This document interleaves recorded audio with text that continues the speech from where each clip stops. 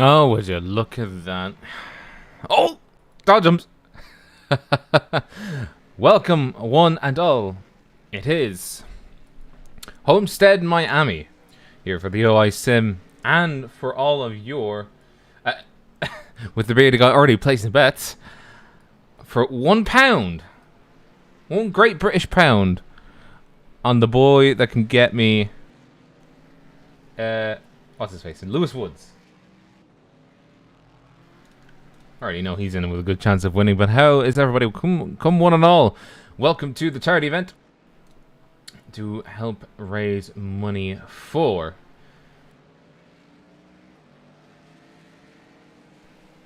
the Southampton General Hospital Radiotherapy section. The Radiotherapy ward 100, as it's being dubbed by Oscar. At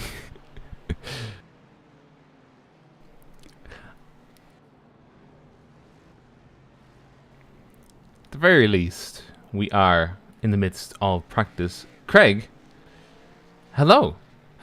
You weren't actually. We didn't actually. You didn't actually say anything. To be fair, now, because I have it set up. I had the audio set up. You were getting some water. But Homestead Miami, you're a fan of ovals, so take us through it. Oh, I love this track! I'm being serious.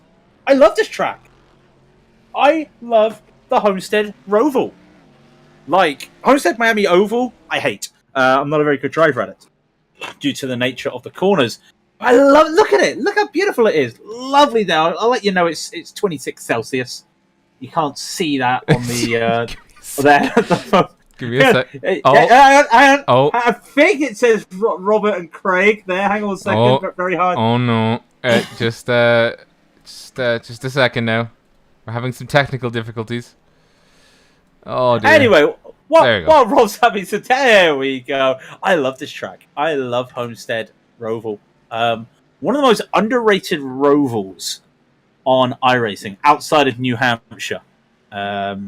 You must know the New Hampshire Roval, right? Unfortunately. I'll put Roval in quotation marks because the road course is outside the oval.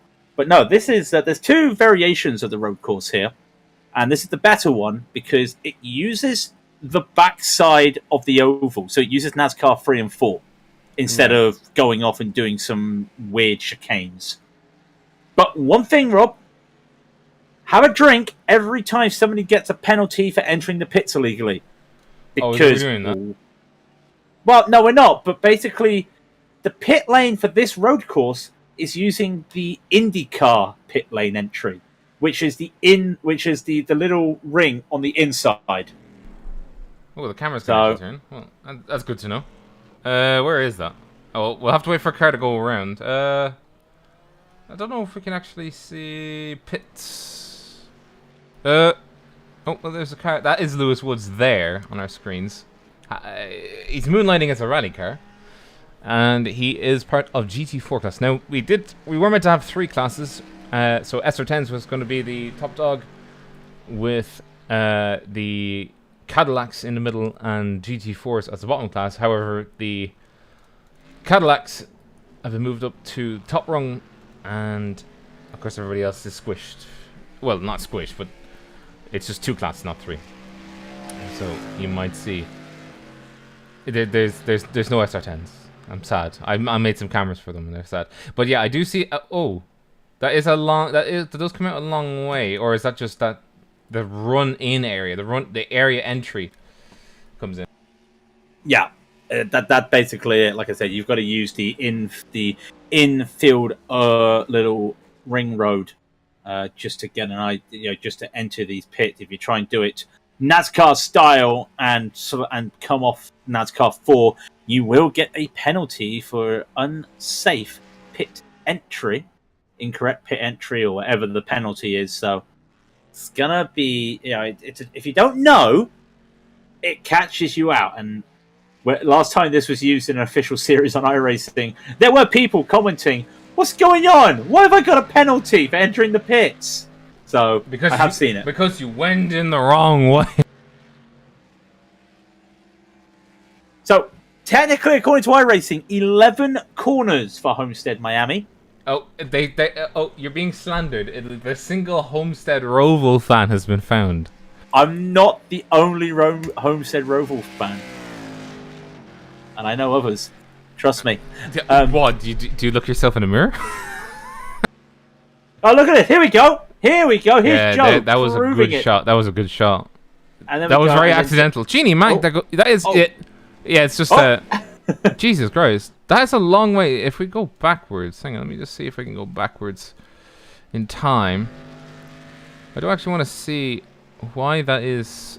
Jesus Christ, that is a very long way. You're almost full throttle. In a downforce car, you're full throttle, and then you're having to brake. In these cars, I would expect the same thing.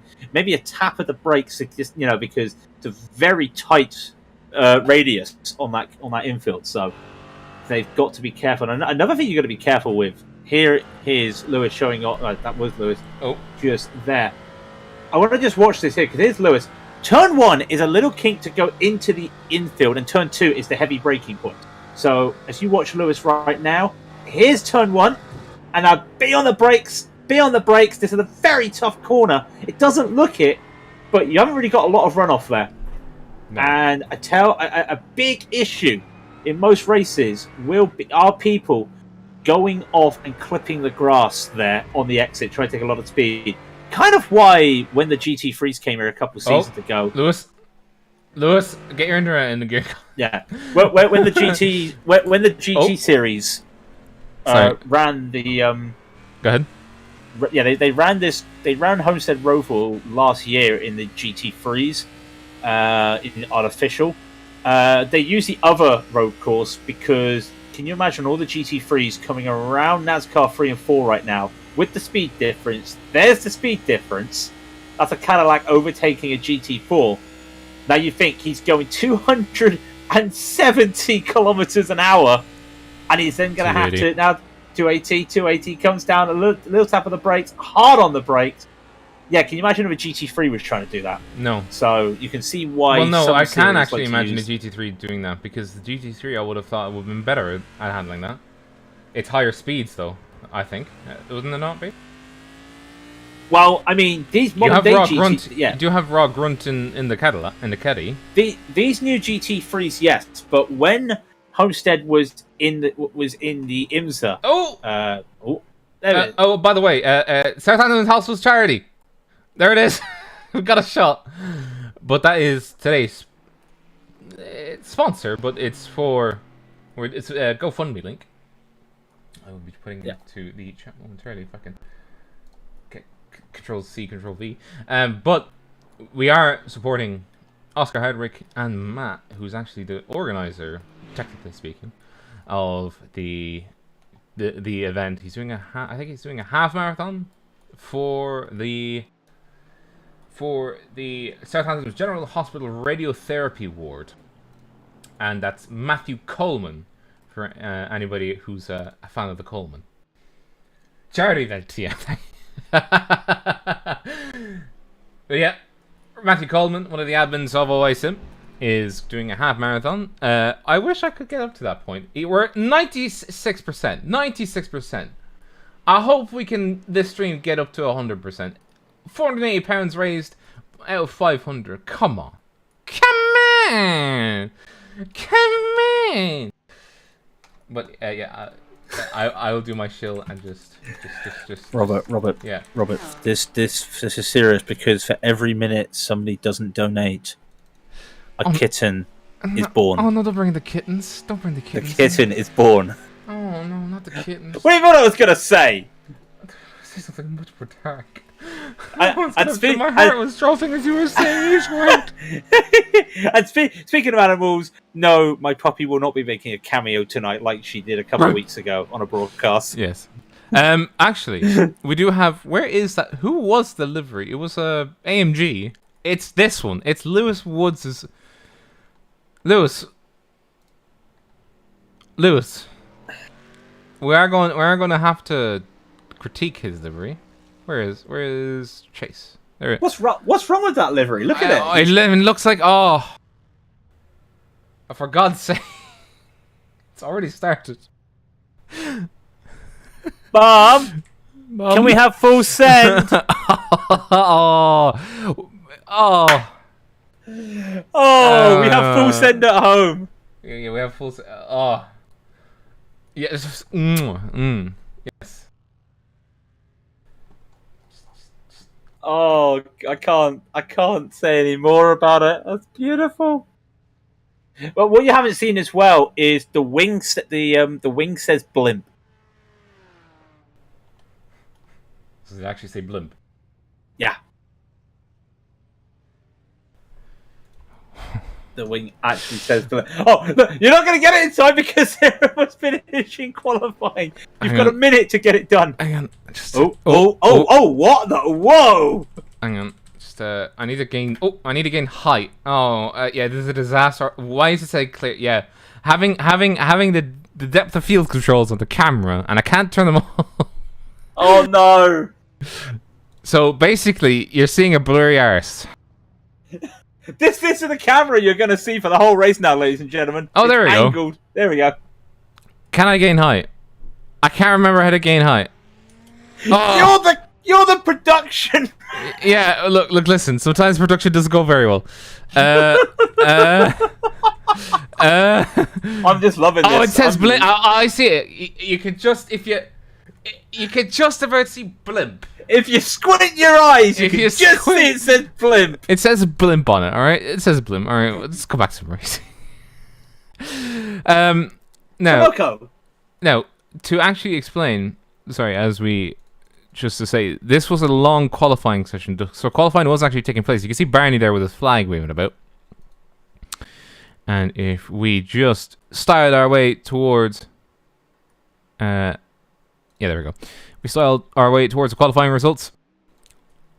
At the moment, it is Headless Joe in the top rung with a 1:15.470. Vega with a 1:15.498. Leon with a 1:15.863. So just 4/10 separating top three. Seamus Power with a 1:16.222. Coin, I am gonna not try and murder his name, with a 1:16.412, and Brandon Dollar, who is on the dollar of 6 today with 1:17.335. Lewis Woods is leading. Oh, Genie Mac, there's only 2 seconds in it for these guys with a 1:19.484, and the reason why you're only seeing one beamer is I forgot to fix it. Its graphics don't work. Its graphics don't work. Yeah, so Lewis Woods with a 1:19.484 is in a Mercedes with the Aston Martin of Oscar Hardwick. 1:20.011 in second place. Sayers with 1:20.057 in third with a Beamer.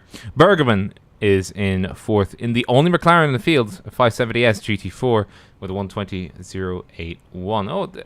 Oh, wait, Bergman is in the McLaren. No, sorry, it's Mercedes. In a Mercedes. Yep. Chris is in the McLaren. Oscar mudded. Yeah, we call that Oscar sandbagged.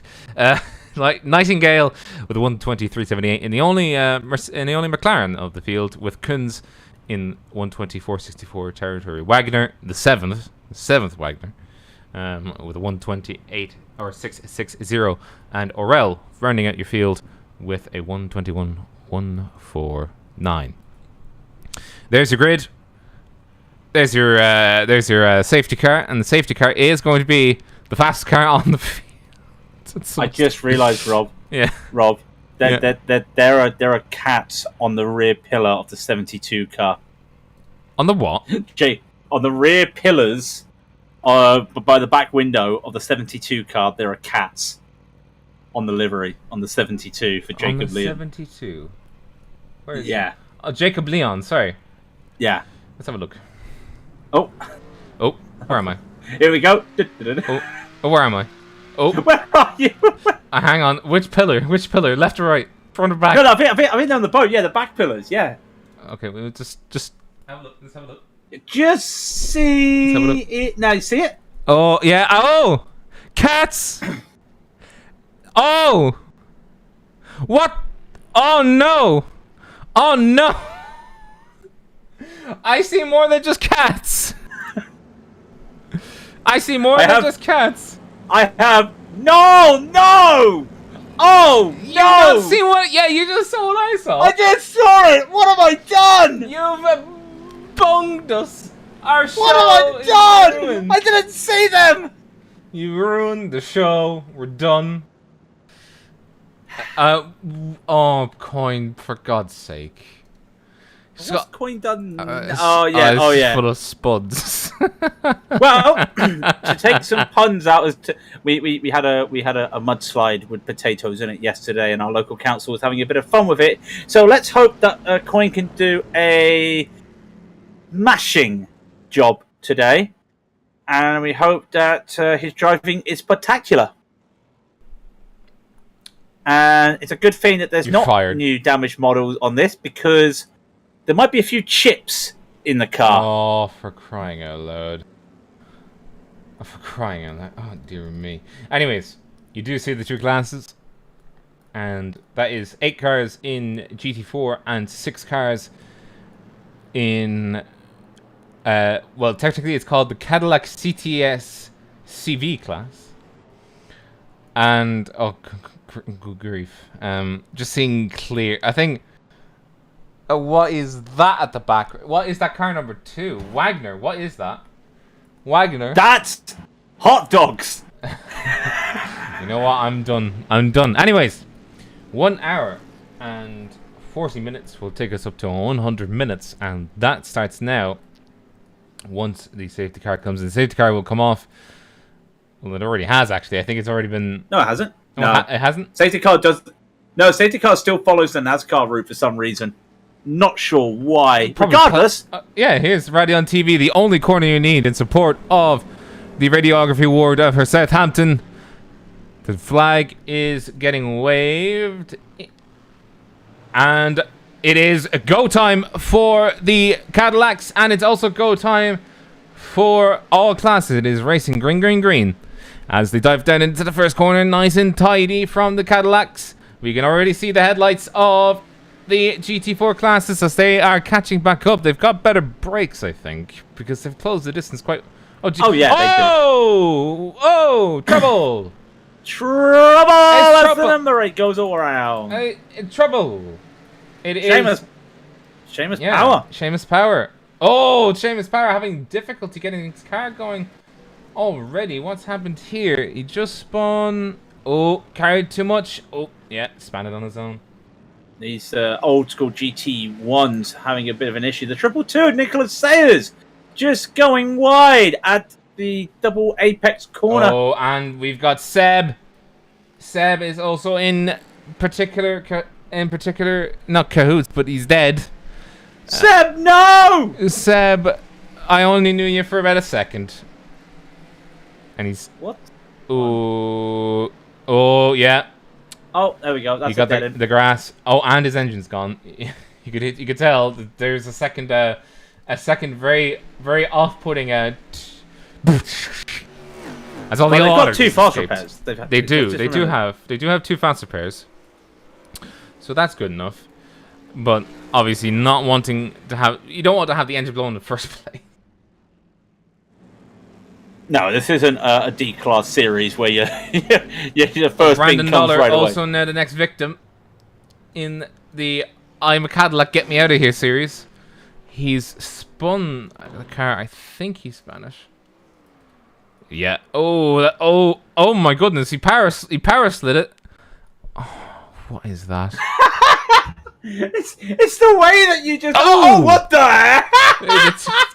That's Nicholas Sayers there in car number 222. What happened to him? I think he just wanted to have a moment himself. Oh, lads, this is racing. This isn't bowls, okay? This isn't bowls or... Of course, you had to pick up an English. You had to think of something English, didn't you? Well, okay, you want Boca? You know, you want France with Boca? No, exactly. They call it Boca in France? No. Boca's their own game. It's where you throw the balls onto a pit. That sounds lit, though. It's awesome. Oh, and you know.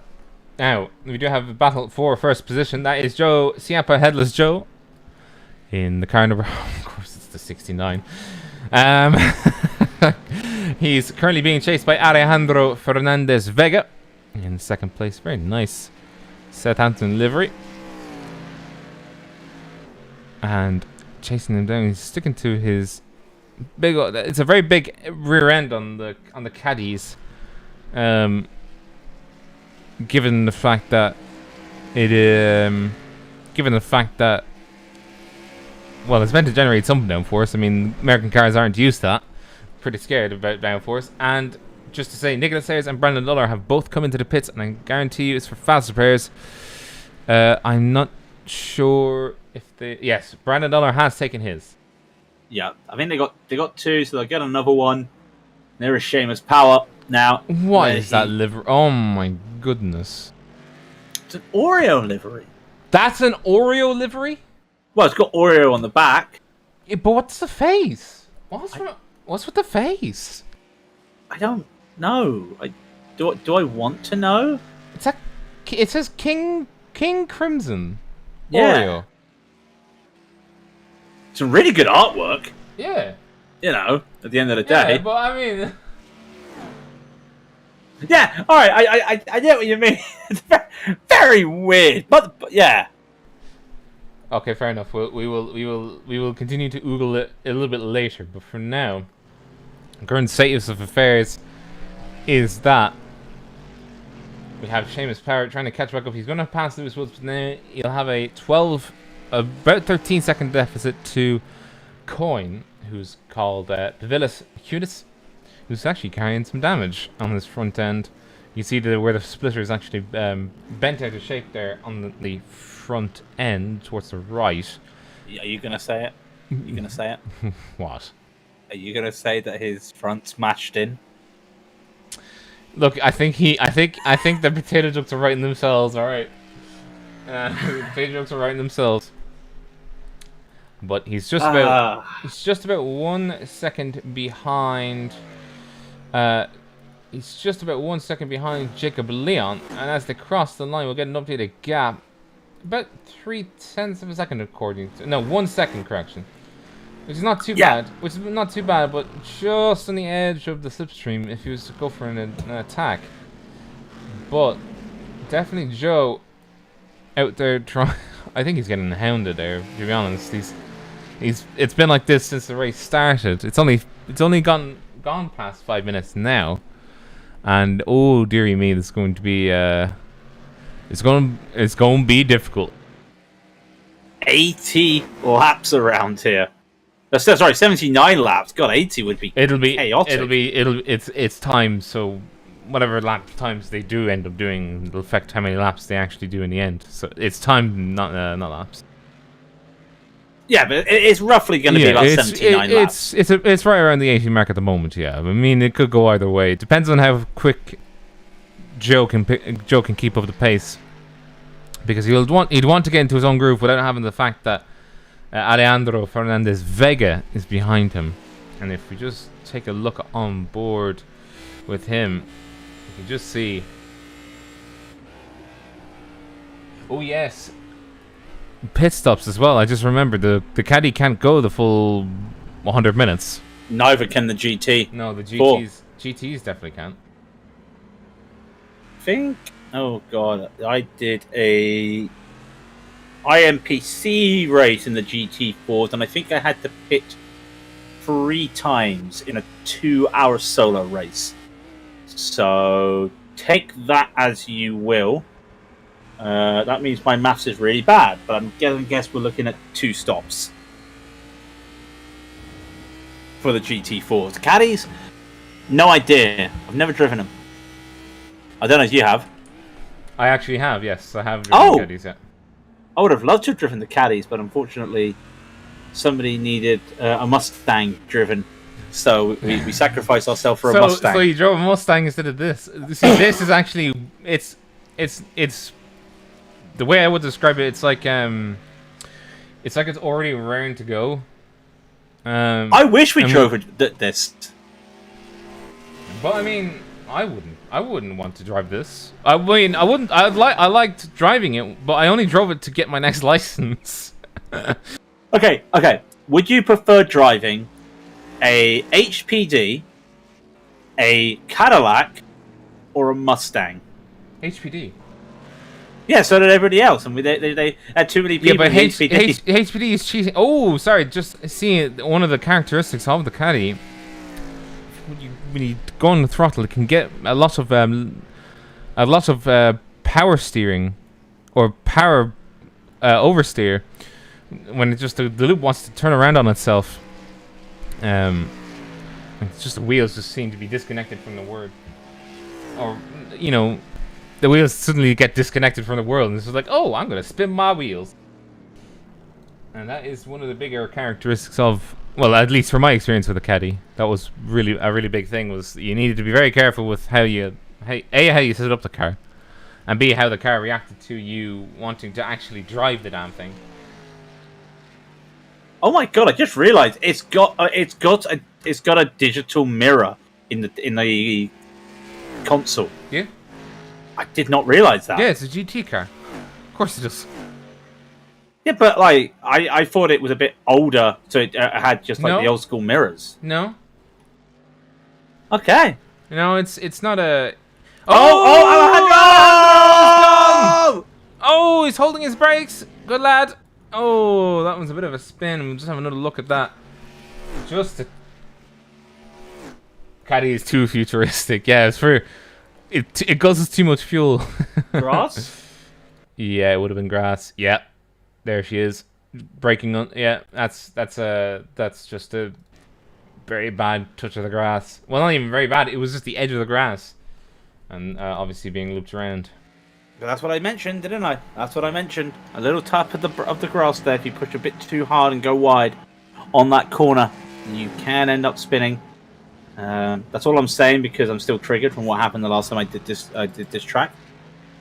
But it does allow Joe a nice, comfortable 3-second lead as he now starts the greatest challenge known to man and woman and people of all genders, lapping the GT4s. I almost made that David Attenborough style, but yeah. I mean, there's a 4 to 5 second difference in lap times with these cars, but the biggest issue is the speed. So expect to see Joe like making a move on the oval. I mean, that's basically half the track is the oval.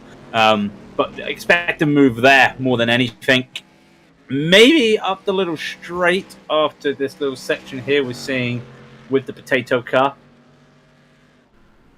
Oh god, I say potato car. I'm now thinking of the iRacing. I'm now thinking of the iRacing forums with the potato reaction. Oh, well, yeah, that's all I can think of it. To be honest. Well, it could be worse. It really couldn't. It's a potato car. Though we do have Jacob Leon going very wide, coming out of the last turn before they rejoin the NASCAR track, and he's actually going. Oh, Seamus Power off again, same place as I think. Oh, let me have a look. Same place as that Beamer was. Seb Koons was having the same issue here. Yeah. Too much power. Yeah, too much power coming. Oh. Well, he kept it out of the wall, but I don't think his tires are going to be happy with him. No, that's actually a really tough corner because I call it a double apex hairpin because it is basically just two rights, but you're basically full throttle once you're through the first right, and you just got to get it. Pardon me saying right so many times. You've got to get the corner right so you can get on the throttle on the first right. Right. Might be able to see it this time. You might want to learn how to use correct. Right, you are there, Murray. You're right there, Murray. We're just watching him do it again. Here's Alejandro just seeing it. So you break down into it and you turn in, and then there's your throttle. You've got to be throttled there. So you've got to get this corner right because, like I said, call it a hairpin, double apex hairpin, call it what you want. At the end of the day, you're braking for one of them and you're having to take the other one flat out. Yeah. And good luck trying to correct it once you start going around. What? You're saying I'm not Max Verstappen? Well, this car's a brick, right? Like, I'm not even being facetious when I say that. It's just a literal brick. Don't insult the Cadillacs like that. I'll do what I damn please. I'm not just because I was going to pull Jeremy Clarkson and say that the Americans don't know how to make a car that can turn. No, they can. They can. It just took them very, very, very long time to figure that one out. Also, have you noticed this track has 2 right-handers? 3 right-handers, technically. No, it has 3. Yeah, 3 right-handers. Here's wood. Oh! Crikey, that is very... It's a very snappy car, that is. Here's a right-hander, that's 2. Technically, that's more than what Daytona has. Well, hey, ooh. Hang on. Oh, you give me food for thought there. Hang on. Because oh my god! No, Daytona does have 3 right-handers if you count the right-hander in the middle of the bus stop. Hell no. It's a left-right. Okay, well, it's a chicane. That they call it the bus stop because it's just like they want people going, oh, cars are going too fast. Oh, it's like... Okay. So what about then the NASCAR roval layout? Then technically that's got 4 rights. Yeah, I've upset him. I'm gonna write an angry letter. That's a British thing. Their points of view. I am not happy with the comments said on the Raidillon TV broadcast. How dare they say that Daytona has more right-handers? How dare they call a bus stop a right-hander? Please could you make sure this doesn't happen again? Yours, Cheryl, from Berkshire. Anyway, there's battles on the track. Chris Nightingale and Matthias Bergman battling for P3 in the GT4. Okay. Are you okay? Do you need a doctor? Oh, we've also had an overtake. Stephen Orrell overtaking Christian Wagner for P5 in the GT4s. I'm totally fine. You are not. You're having a heart attack. You're about to die. You want to cry. Not really. You don't want to cry? Okay. I mean, I'll be crying if I crash out this weekend, but, you know, that's another thing. What a nerd crashing out. And you'll be crying during our broadcasts on Sunday. Oh, so. Christ. I forgot about that. What's on Sunday? What one did we get? We're doing dirt ovals in the 358 tour mods on dirt. Around weed sport. To be honest, when we did the dirts, I liked that. Oh, it's fun. It's just, you know, things are gonna happen. You know, there are cautions. There's cautions in dirt ovals. Yeah, I know that. Well, I mean, you kind of have to have them in dirt ovals because I mean, like, you can literally launch yourself up the side of the track. I mean, all I know is I went for advice with the one guy I know who knows things about this because, you know, he's worked at a dirt track doing commentary work. I asked Jeff McConey and I said, do you know anything about the 358 and weed sport? And he goes, no, I just stay away from weed sport. So that's a real good indicator. How big is it? Well, weed sport while we're doing this broadcast? I don't know. Like, is it like that tiny oval? Is it the indoor oval? That with the 3? Oh no, it's not an no. The only indoor oval is the Chili Bowl. Yeah. Oh, the Chili Bowl. Don't worry about that. Yeah, but isn't the Chili Bowl like only for like the wee midget? For the midgets, yeah. Yeah. The midgets, yeah.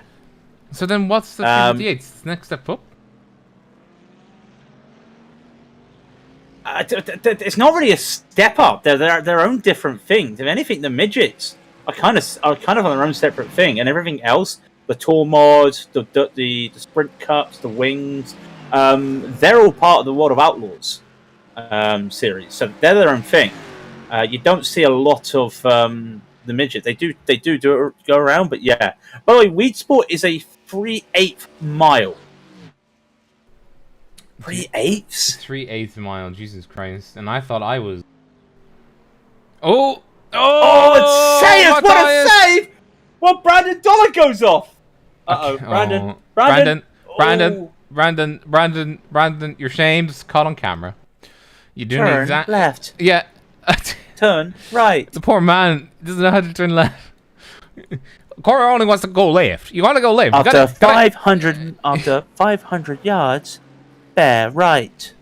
After 300 yards, turn left. Oh my god, that sounded eerie. No. You have arrived. Well, I mean, Stephen and Christian are approaching Brandon very slowly, but they will be getting there. There are battles in the GT4s. Not so many battles in the Cadillac at the moment, but No, people Cadillacs, killing their tires. Cadillacs unfortunately have the key problem with the Cadillacs is that plows if you mess up, right? So, but it's not like it's like the easy, like it's very hard to drive that car consistently, just because of how tricky the car is. A, to get set up in the first instance, and B, just to keep it going. Because right, I wouldn't want to. Like, I hated driving the things. Like learning how to drive them, which was it's so counterintuitive to any other car I've driven. It's basically you need to drive as if you're going to kick the rear end out. Like, oh, beef! Wagner goes around. no, Steven's held on to it. yeah, Stephen Orell went in rallycross, but I think Wagner just got tunnel vision, saw the back end, kept going. Oh yeah. Didn't think that was a thing, and then just went oh, and that was a certified oh no moment. Oh no! Unfortunately, Christian's now 13 seconds behind Stephen. Yeah, hate to see it. That's a shame. The bearded guy says Daytona has 4 rights. But way many wrongs. But I mean, yeah, he is very much correct. So yeah, by the way, just as we were talking about the dirt. So yeah, the World of Outlaws, they have the Sprint Car Series and the Late Model Series. 2 different things. Technically, we'll be doing the Late Model Series races. Right. Just to give you an idea. So. Thank you for the idea. I'll keep it in my back pocket. So I'm looking forward to it, personally. Yeah. But give me something to laugh at. full throttle around a dirt oval. Well, look, the chili bowl was a good idea, right? The battle between Chris Nightingale and Matthias Bergman for third has still been going on. As for the caddies, I can report Joe is still in the lead, being chased down by Jacob Leon, but Jacob Leon is slapping slower at the moment. He put in a lap last time around of a 1:17.652.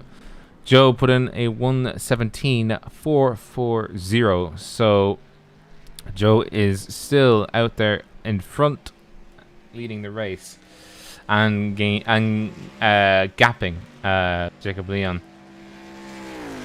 In the GT4s, the blue marks on your screen, they are the GT4s, and currently the biggest battle going on right now is for third.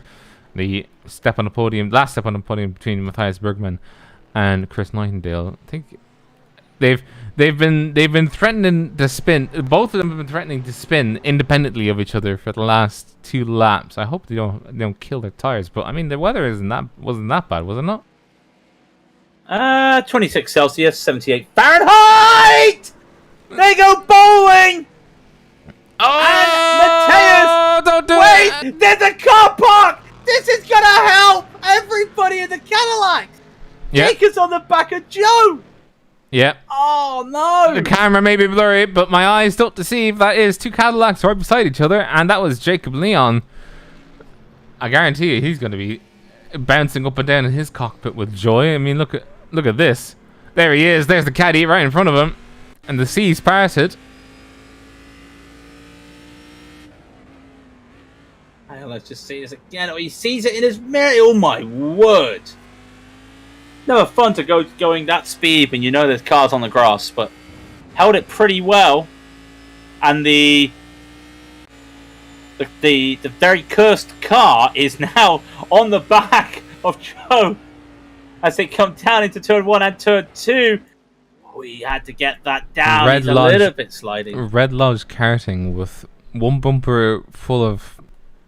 they're both full of... Oh, really getting up to the rear end of Headless Joe. And obviously, Joe having to pull all the stops, hold his line where he thinks he can get away with it because he's just trying to gap as much as he can on the infield. Oh, he's got the built males on the fucking... I'm trying to not look at this. Oh, the never give up meme. He's got Nisa. He's got the Nisa brand on the roof. He's got the what? Oh, Nisa. Oh.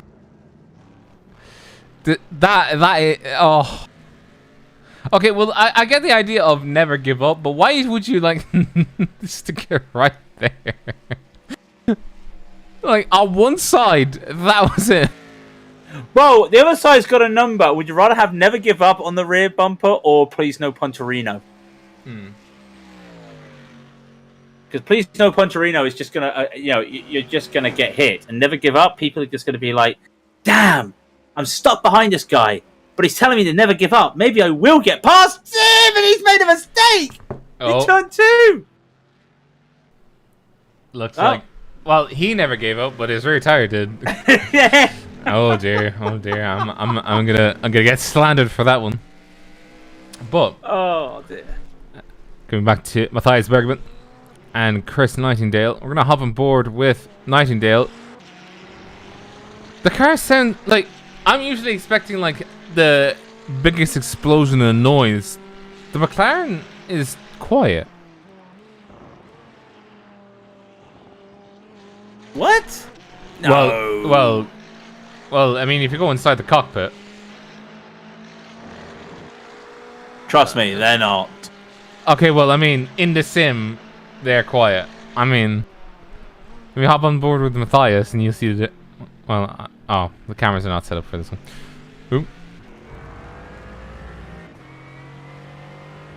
Yeah, you okay? You okay there? Yep. No. I love the sound of the Mercedes. It just says something about it. There's something about the Mercedes. I just actually noticed something. Chris went high line and then dipped down low. He did the Daytona thing, but it's not helping him because he's already 6K down. Well, when we ran this, I mean, this has been run in production car challenge. Sorry, just iRacing. I don't think the car is meant to be running if the pressure oil is 0. I know this is a replay, but god damn. Why would they have that on the replay? I have no idea. Oh, what a move on the inside coming into turn 5. Oh, just a little bit of a touch. Oh, that is a bit of an argy-bargy right there. Tried to make it, couldn't make it, paid the price. That is the tough one. But yeah, look. I unfortunately, it's safe to say that because his pressure oil is low, I think that's why he couldn't hold on there. That's a weird one to have on for a replay value. Do you know what I mean? Yeah, I might actually send in the replay saying I meant to say that. I know they can.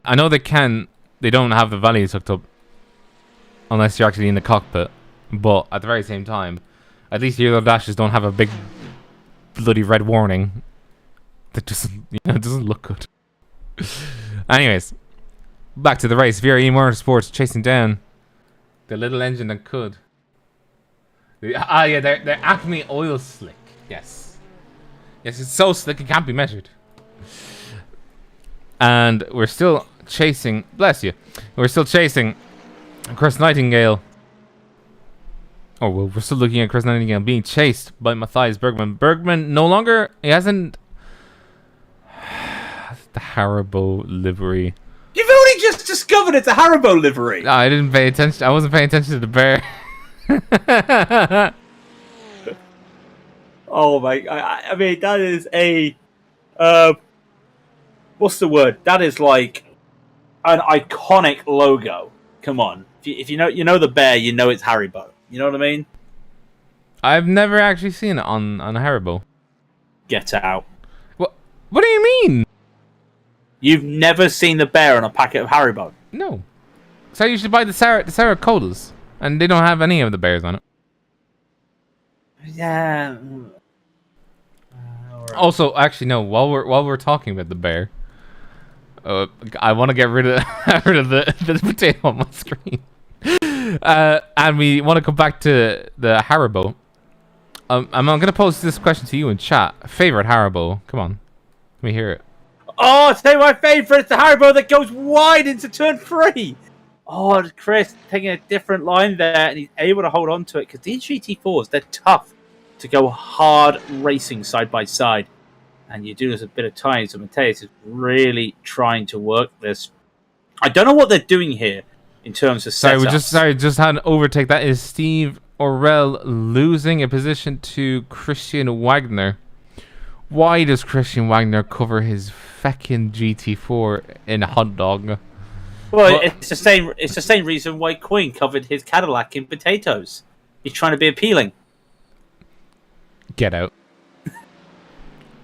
Was that speed different? No, I would have said it was just aerodynamic or slipstream. It's slipstream. It's slipstream. Yeah, what I would have said that probably Orell probably backed off and said, "I'm not going to fight that here." Oscar in the pits. Oscar is the first person to do a normal pit stop. Let's have a look and see. Did they get the tires? They get the tires. Yeah, it's auto tires. Yeah, you take tire. Yeah, well, it's not auto tires, but yeah, it does tires first. So, and they'll probably have to take fuel at some stage, I imagine. Well, getting a nice top off of Sunoco fuel right here, man. Did we ever time a full pit stop? No, but Oscar is still on the jacks. You gotta remember that these things take a lot of fuel. Yep. A lot of fuel. Here he goes. Cone to cone. It's going to be for Oscar 1 minute 2 seconds. Yeah. So almost a lap. Kind of what I expected. It is actually almost a Genie back. Yeah, because Lewis now in the pits. So in theory, Lewis Oscar responding. should get Yeah, Lewis responding. He has to. Oscar got the undercut, and now it is time for Lewis to try and see if he can hold on as the potato car still goes by. Let's have a look at him. There we go. He's oh for Christ's sake! I can now see Blimp. I can see Blimp now. The camera's fixed. Can see the Blimp now. The rain has gone. Oh God! So the beardy guy says, Haribo bears are the best of Haribos, and the ring and cherries are a close second. The egg and the heart can get in the bin. How can you say the egg and the heart? Yeah. No, the egg is the best. It's cola bottles. Fizzy cola bottles. I know, sour cola bottles. I was about to say Cora bottles, and I was like, what's Cora? I'm not a huge fan of sour. Lewis Woods is still stuck in the pits. Lewis Woods is still stuck. Yeah, I think he's fueling to the end. Because here comes Oscar Hardwick. There goes Oscar Hardwick. Unless Oscar didn't take tires and Lewis did. No, Oscar did. He was up on the jacks. No, it's a 20-second difference. It's interesting. More than likely. Well, I mean, as soon as he came off, is the fueling separate or the fueling combined for GT4? I can't remember actually. I think it's if it's IMSA rules, it won't be combined. Well, it depends. Remember, these are the IMSA cars, so I don't know how Oscar set it up. I mean, it is Oscar's league. You know, he probably paid the pit crew. If you know what I mean. because right now, yeah, that is definitely going to be separate fueling, I think, because Matthias Bergman just did a fuel stint, or just did a 58-second pit stop. So I think he's fueled to the end. I think Oscar has not fueled to the end. He's just on tires. Well, Oscar's only 5 seconds ahead. Which is confusing me, to be honest, because he's only 5 seconds ahead, but the difference in the pit stop was 22. Oscar's outlap was a 2:09.8. We'll see what Lewis's outlap will be. Unless Oscar spun. But I didn't see him spin. So I'm genuinely confused as to what on earth just happened. 229. What? Yeah, so Oscar didn't spin. What has happened? I'm trying to do the math here. Well, Lewis was in the lead, wasn't he? Remember? Yeah, but by how much? Yeah, good point. Yeah. I wouldn't have said that he was in the lead by that much. That is Wagner and Orell in the pits. Yeah, that would make only Nicholas will be the last GT4 yet to pit. But remember, he did pit. Oscar gained 10 seconds. Okay, good enough. Though that still does account for another 10 seconds actually. So, okay, so we've accounted for 10 seconds. You have to count for another 10. We'll figure that one out as we go. I tell you what that could be.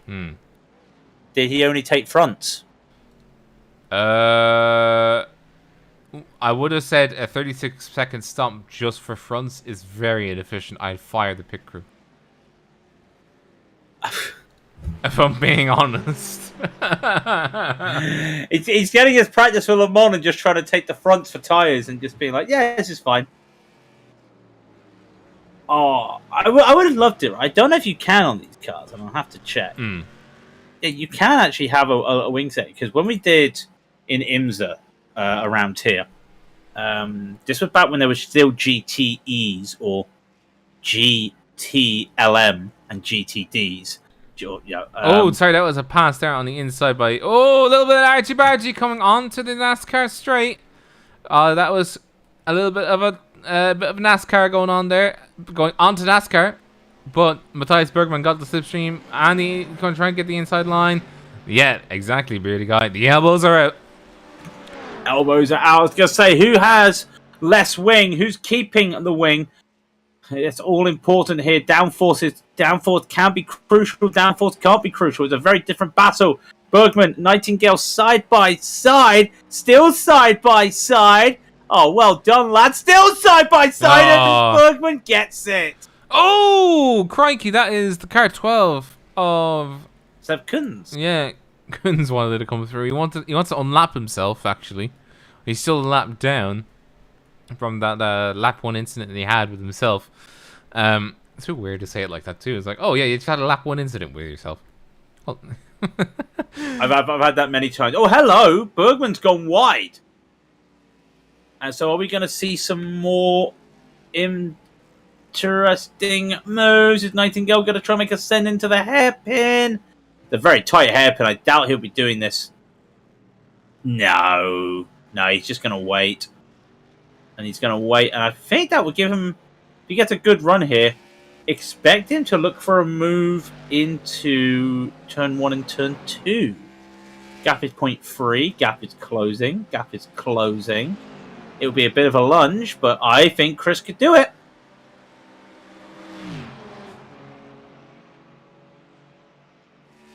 No, Chris, don't go what? No, Chris, don't go high. Chris. Yeah, Chris isn't doing it.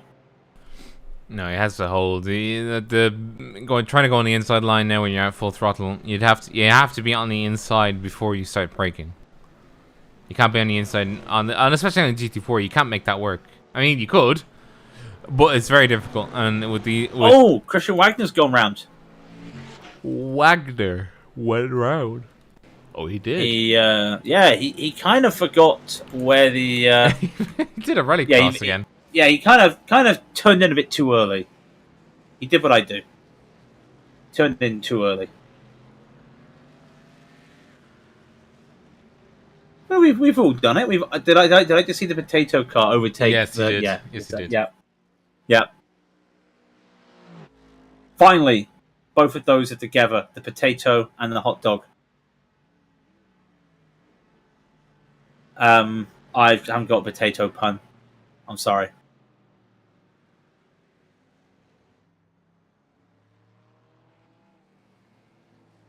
Neither do you. Okay, good enough. That's fine. Yeah, that's good enough. Anyways, Yeah. Chris Nightingale back at it again at the Sunoco Krispy Kreme. What is Sunoco anyway? I keep seeing that sign. Fuel. Oh. Shows how much I know about NASCAR. That's why. That's why when you come in right here, Larry Max to tell you right now, you come into the pit stops, you always get yourself some fresh Goodyears and a nice gallop of Sunoco fuel. I'm Yari Mac. I think you and Beauty Guy share the same trait of of puns that made me want to cry. Food Cars Unite. Hopefully they don't make a meal out of it.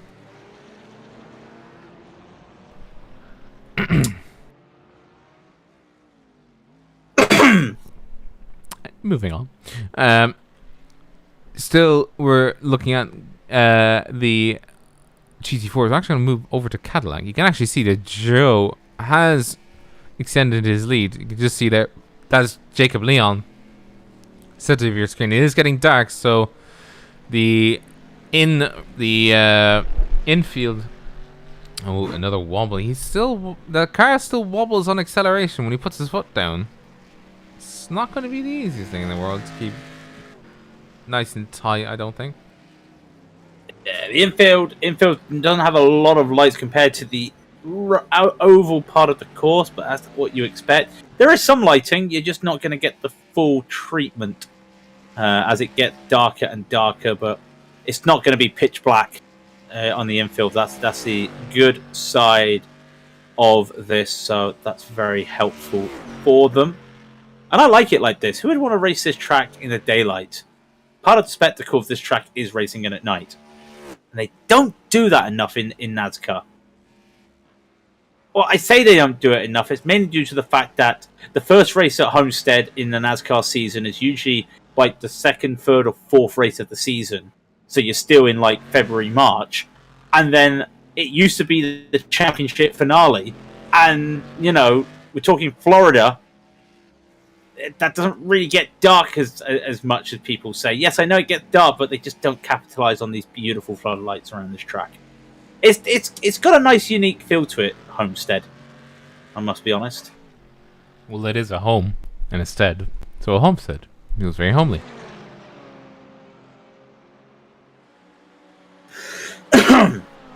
Yeah, it's my turn.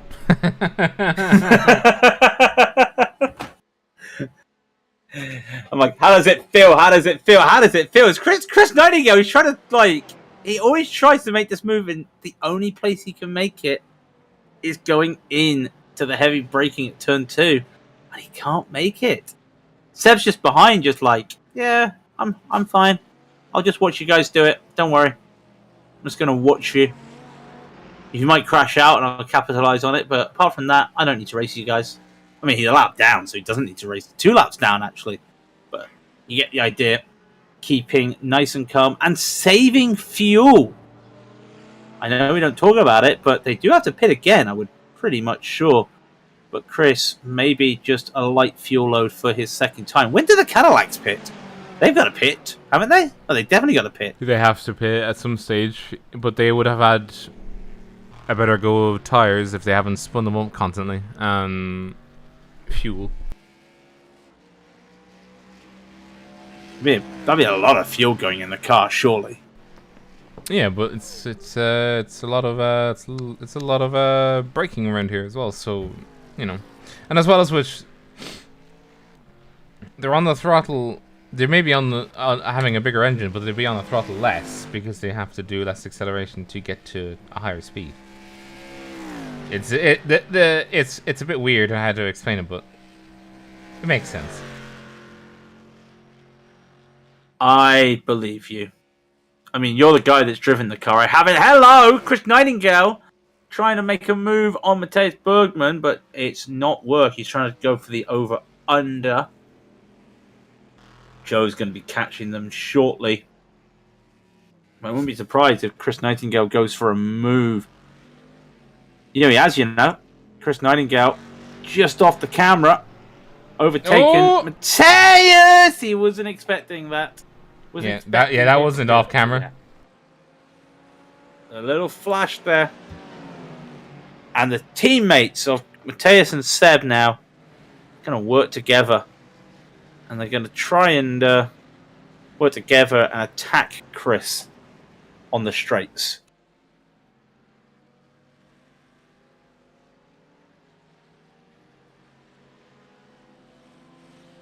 I'm trying to work out when would these Cadillacs pit. I have not got the foggiest idea. I would say if they're a GT, we're looking at them pitting in the next 20 minutes. And at that point, it's best to take tires if you haven't, or if you've burned through them.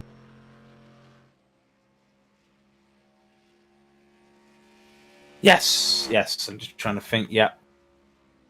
Joe. Oh no! Chris has been spun. Chris has been spun from Mateus. Oh, let's have a look. A little tap here. Watch them going down into turn 1. Now breaking into turn 2. And everything's looking all good here. And Mateus took his wide line into 3. Oh, yeah. There we go. Too much fixation. Not enough looking ahead. Unfortunately, looking at that, it does get tantalizing when you look at the rear bumper of a car ahead of you. Trust me how I know. But unfortunately... Trust me how I know. Yeah, all of us know. My team might have made a gif of me doing a double kill at Fuji into one of those cry about it memes. Oh dearie me.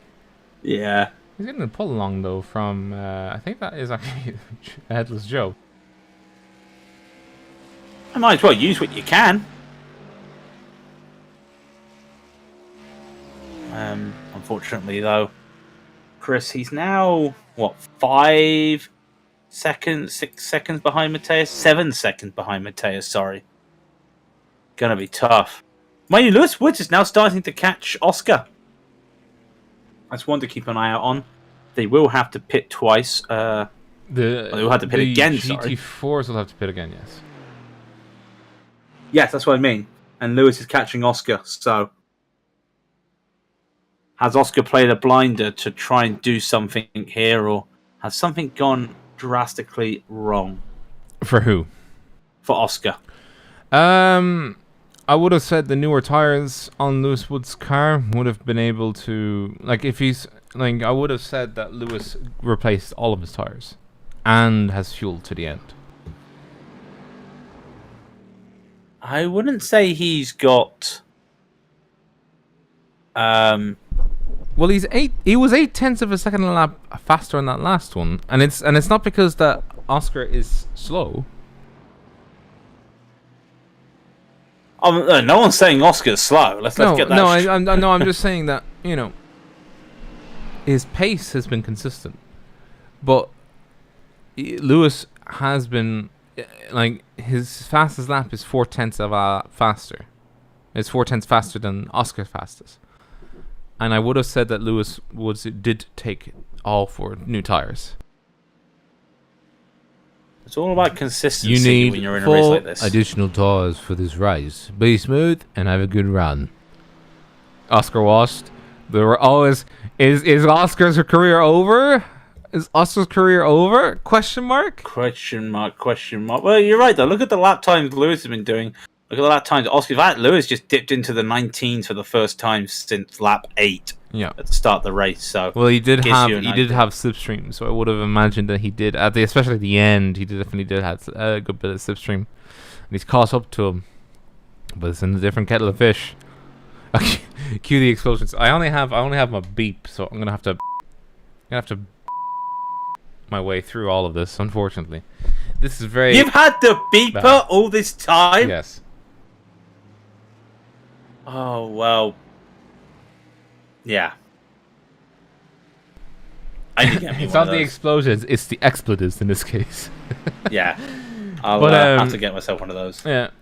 So at the moment, Oscar's being chased down. We just dipped into. So there's only 52 minutes remaining of the race as they come back around once again. We're looking at a projected. We're just past that halfway. 45 minutes. I'm trying to do the math in my head. We're not past the halfway point. We're just coming up to it. Yes. Okay, we're halfway. Should be about 10 litres of fuel.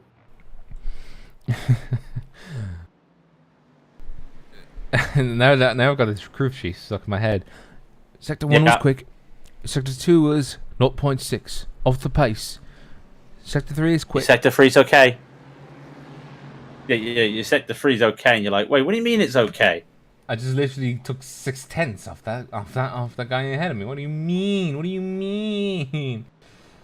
You know how many times I've like argued, like when I'm driving, I just have cruise chief on the back of my ear, and then just say, oh yeah, Sector 2 was like 0.6 off the pace. I'm just like, how? Explain. Where's Sector 2? First of all, where's Sector 2? Because the thing is, cruise chief only does 3 sectors, which is great. So when you're doing the Nordschleife, and out of nowhere you come down to compression, and you're going to go to compression, it's Jacob Liam Pitts, by the way.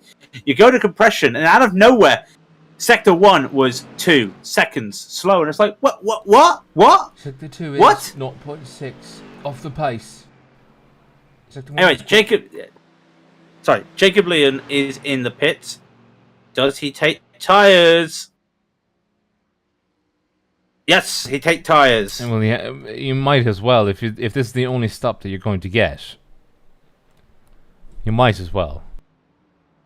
I want to like looking at the Cadillac, and then I realised that the Cadillac has one of the most annoying paint files. Oh, you know my pain. It was back before they made them at least a little bit better. But they haven't updated the Cadillac paint to the point that the number decals are still mandatory. You cannot change the number decals. Yes. We have a battle for the lead, by the way, in the GT4s. Oscar is getting hounded by Lewis Woods. Yeah, he is. He's really getting the bit. Lewis is getting the bit between his teeth, but he's also probably fuel saving. Fuel saving? In my race? In my charity race? How dare you? Alejandro in the pits now. Jacob took 1 minute and 2 according to my stats, which doesn't sound right. But we shall wait and see. But they can go to the end now. And these guys, they're in a nice little battle. Lewis is surely going to take this. You know, if he's going to want this, he's going to have to do it around the outside. Side by side, he goes with Oscar Hardwick, and Oscar may just give this up. No, he's fighting this. And they're going to go down into turn 1. They're going to go down into turn 2. Oscar's saved this, and that's very smart. But the over-under for Lewis, does he get it into 3? No. Testing the waters, Mr. Woods, are you? That's what it looks like to me. And also, you notice he was flashing the headlights while they were side by side. Yeah. Bit of gamesmanship there. Yeah, well, Lewis Woods, he looks at the rule book and says, I don't need that. I got my own way to race. As long as I don't kill somebody, I'm good. Oh, no, that's... I just realized what's... Oh. You just realized what? He's put the right and left side lettering on his car on the wrong sides. Yes! So they're correct if you're facing the front of the car, but when you're actually looking at it from, like, if you're sat in the car, it's the incorrect side. And I hate the fact that he's got writing on top of his car and I can't read it. Let me go below. Oh, yeah. What is it? Oh my god! Now you've driven me mad because I want to know what that says. All right, well. I'm going to say that the moment we go side by side, he's going to do this around the outside. I think he may have it this time. No, Oscar's. Oh! Oscar's doing a little bit of a pinch, having to hold that. You see, the problem is with these cars, they don't have enough downforce to keep it going for multiple corners. They can go for about 2 or 3, but just the way that the first section of Homestead is, it's quite difficult to hold it side by side. You just see, just a little bit of a slide there from Oscar there. The car is a little bit slidey right now. It's fine. I'm sure trying to work out what on earth it says on the back of his on the top of his car. I've got a shot for it. It says another sponsor. You know all that time for one. Wow. You know what? Go on. I'll allow it. I'll allow it as well. Oh, did he just try to go around the outside at the top of the oval? That's a bit risky. Pit stops have been happening in the Cadillacs, by the way. You've missed nothing. Coins in the pits now. These two are going to go for round 3. Yep, round 3, side by side. I think Lewis has got it this time. This is going to be very tough here. They're flashing the lights again. No. He's not confident enough on the brakes there. But you may get the over-under here, but then the over-under is not good because then he's going to be on the outside for turn 4. So that's an over-under again. He hits the back. Yeah. Might be a little bit about of frustration right about now. We're not bouncing frustration. No. You reckon? I'd actually take that back. It's a charity race. We're racing for charity. Yeah, but you're racing to win. Don't know. He's really close to Oscar. Where does he make this move? When does he make this move? How does he make this move? I mean, I want to watch that, but also I'll tell you how he makes this move on his own terms. On his own terms, he's going to go side by side, which doesn't exactly he backed off a little bit. I was going to say it's not really exciting when they're too wide going on a NASCAR oval. Look how high he goes here to try and get that little bit of speed, but he loses so much going high there, and you can see it's not worked out for him. I think this is going to be no. He's going to give it a go. He might have to Michael Schumacher this. He's not going to. He's going to try and go around the outside again. Come on! Oh, he's got a better run this time. And Oscar's going to have to respond. They're side by side, and this is going to be tough around the outside. And Lewis still round the outside here. A small little tap, but they keep going. Still round the outside. Slide from Oscar Hardwick. And again, side by side. And they're going to keep the side by side. Has Oscar held onto it? Wow. With that slide. Great work there by Oscar. Oscar holding it as best he can. Just a bit dicey at times in that car. But we do have something that's actually heating up right now. It is second place. Coin has actually caught up to Alejandro at the moment. Yeah, where do you look? Where do you look at the moment? There is Coin. Trying to cash his chips in here to see if he can catch up to Alejandro. And he has been catching ever since the pit stop. They were identical in the pit stops, cone to cone. But you can just see that Coin, I think they must take tires at the same time or something, because there's definitely a difference between those two drivers at the moment. Pace is definitely different. Can Coin make the moves? Going to be tough in these Cadillacs. Might be able to at the end of the oval if he can get enough speed.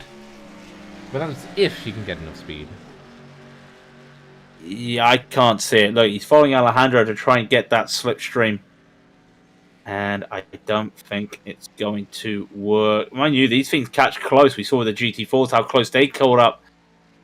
No, that would be quite a lunge there, especially with these Cadillacs and their age and everything. You know, because they're not modern cars per se, but they are modern-ish.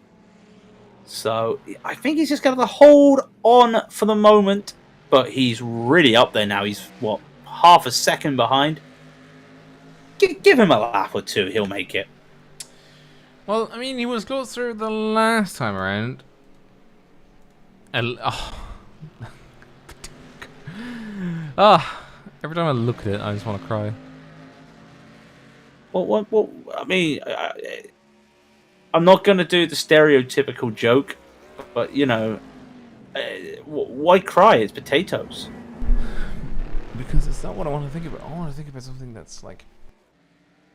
Is it making you hungry, Rob? Yeah, I want to think about hot dogs. I want to think about a blimp, because Lewis is about to do this again on Oscar, and this time, more overlap. I think he's done it this time. Lewis has gone around the outside of turn 1 and has made it stick. And Lewis gets the lead back in this race. Oscar really didn't have the run. He could not respond. So Lewis is now going to play runaway. And that could be all she wrote. What a battle, though. Lewis finally taking it on, the fifth attempt around the outside? Make it easier on yourself, lad. How does one make it easy? You hunt. No.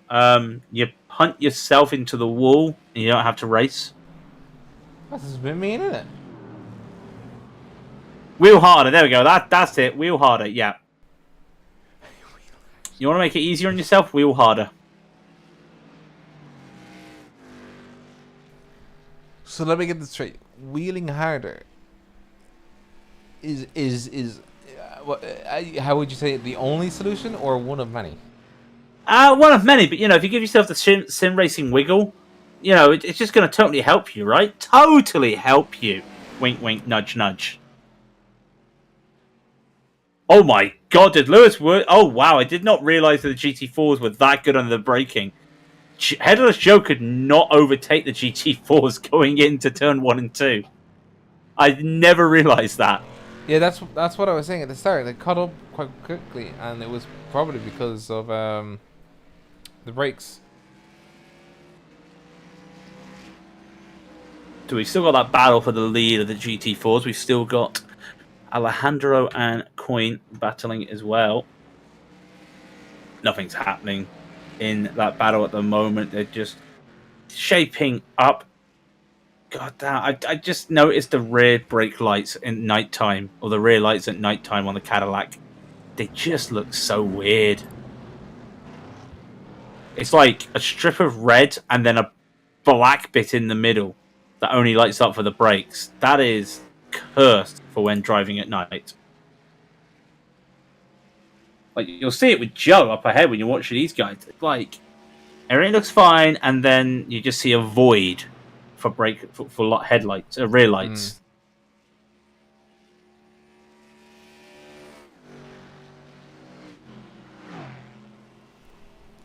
Still holding though. That's the main thing there. He's backed off a little bit, but every time he gets into the first section, he closes the gap back up again. But we do still have the caddies going around, and they have pitted, and so with that I would say all of the caddies anyway, I think do not have to stop again. I think.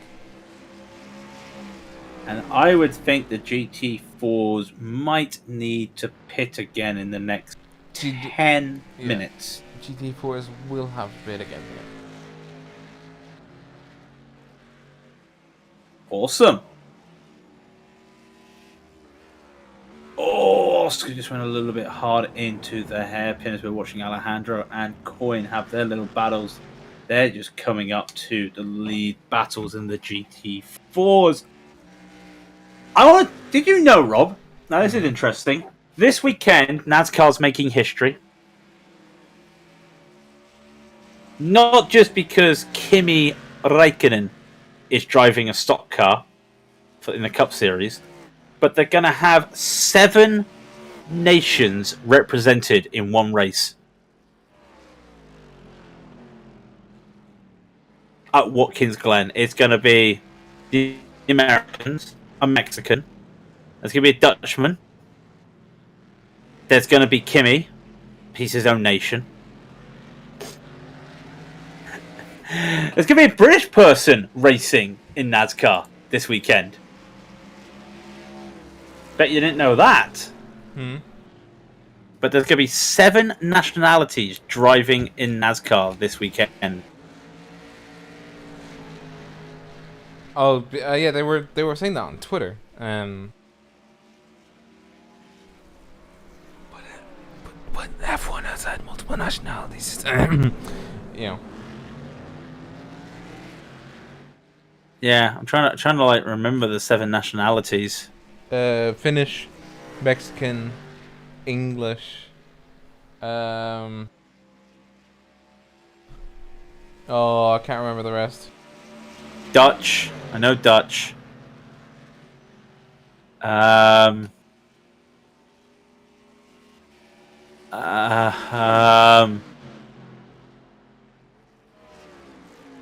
no, I'm done. Yeah, I'll tap out. Yeah. Oh yeah, Russian Kvyat. Kvyat got a NASCAR drive. Yeah, Kvyat's done a couple races now. He did the Indianapolis road course, and now he's doing Watkins Glen. Mm.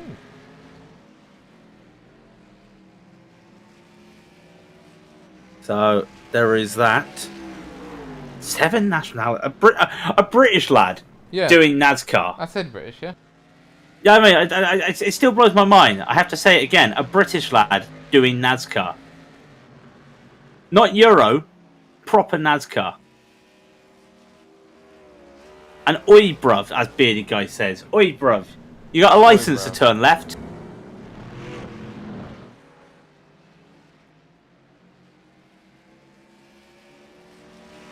Oi, bruv. Oi, bro. I can make it sound West Country. Oi, bruv. You got a license for that? Oi, bro. You managed to get yourself a little bit of a inner pickle there with the NASCAR. Or my lover, I think I can help you with that. I think that they need a bit more power on the rear wheels. I tell you what, I think these lot need a lot more power on the rear wheels if they're going to be able to overtake. That is Coin still chasing Vega, and Vega holding him off very well.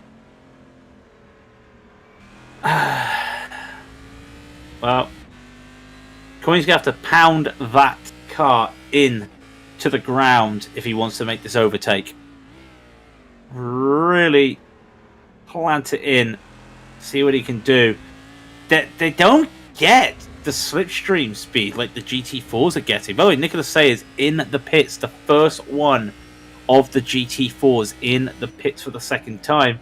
But you look, Coin right now, he's half a second behind going into the hairpin. Yet at the couple GT4s ahead, Mateus and Chris having a little battle. Not going to help. In fact, that will help Alejandro. That's about all she wrote. Oh, no, the GT4s are taking different lines. Oh, no. Oh, it's okay. It's okay. Because Mateus is going into the pits. It's all good. Yeah, I was worried there for a moment. You said it was about 10 minutes for them to start the window again for pitting. Yeah. I was off by 5 minutes. 5 minutes too much or 5 minutes too little? 5 minutes too much. I was going to say though, you notice how Oscar's really confident on the braking for the first braking zone? Yeah. Because that's where he's gaining all the time at the moment, is just being so confident on the brakes. But Lewis is just wheeling harder. He's racing. He's driving. Oh, you driving. He's driving.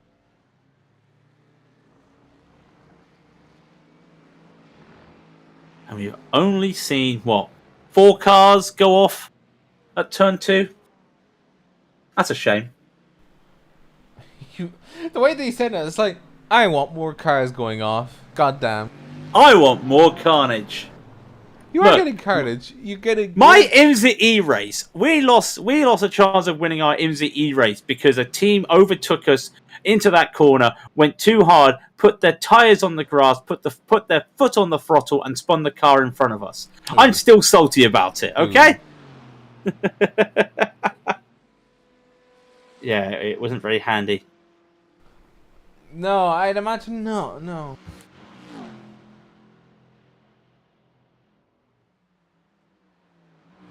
So, half a second gap in the 2 battles we're looking at. Although we know Mateus and Chris were having a battle before Mateus went into the pits, so that's one to keep an eye out for as well. Apart from that, it is all quiet on the Western Front. Oh, it's not. They're still battling. There's 2 battles. I said apart from that, it's all quiet on the Western Front. Oh, yeah, okay. I was just like... I was hanging in a minute.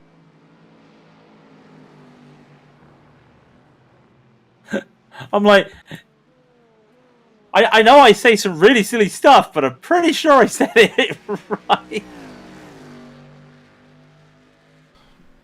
I'll allow it. Ooh.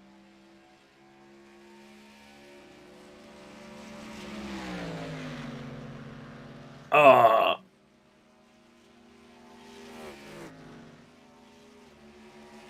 I do know one thing. Sunday. Oh, here's Oscar into the pits, by the way. He's going to take the undercut first while we're still watching Coin and Alejandro.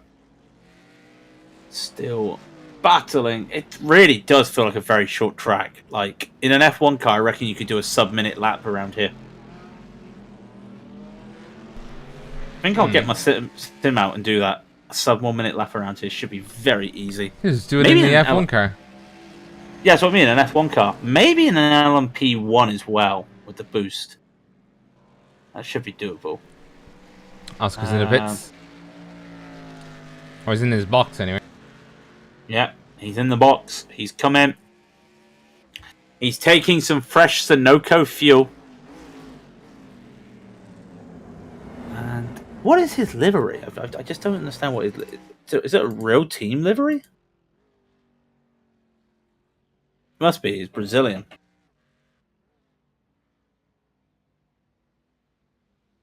Gonna guess that's a real livery. Oscar.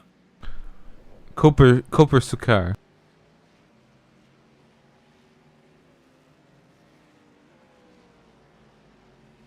Anyway, he's coming out of the pits and he's gonna come out around in between the P1 and P2 in the caddies. Because Joe's not had a good couple laps here, and Alejandro's now caught up, losing time now. But Alejandro and Coin having their little scrap. But Coin just can't get close to him. How are these things for following him in dirty air? Because it feels like he's just struggling. Wait, say, who's circling, Coin or Vega? Yeah, Coin. Oh, hello. I think Christian's had a spin. Oh, Christian Wagner's had a spin. The hot dogs have split. Oh, he got tapped from behind. And poor Christian. With a little bit of a little nudge. And just goes wide because of it. Bit of a bad braking situation, that. And he's had another tap. Wow. Meanwhile, this is Coin. This could be Coin's best chance at a move. Finally, he gets it done. He's got to take the inside here. It's going to be very dicey because they can't do anything because Oscar's right there. And Coin backs out of it completely. Didn't even attempt it. He saw a GT4. That's at that point, and there's no point. Yeah, I guess. Lewis is in the pits, by the way. This could be make or break for the GT4s. Lewis in the pits. Oscar coming... Oh, just getting overtaken from Alejandro. So he'll get overtaken from Coin shortly. As Lewis gets in his box now. And the full send... or well, it's not full send. Was a good... Oh! Lewis is gone? What? What? No, I'm looking at Lewis right now. Yeah, he's done. That's what I mean. Like he only spent 34 seconds in the pits altogether. Yeah, that is a weird one. That's not enough fuel to go 28 minutes. Unless he was fuel saving like mad. Well, we'll see. We'll see what happens. Okay. We'll have a look, but that's a big gap. And I was gonna say, what's a good knockoff name for full send? You know how you get like those old, you know how you get like those bootleg action figurines that are trying to be something, trying to be like a famous thing, like a Captain America or something, and they just call it something else. Yeah. I'm just trying to think of what you have for full send. Check it out. I'm driving for maximum drive there, just some really bad translation. I can't believe Lewis is actually But nobody else has done that in the pits, though. So maybe he did take a lot more. Maybe he did take a lot more fuel at the first pit stop.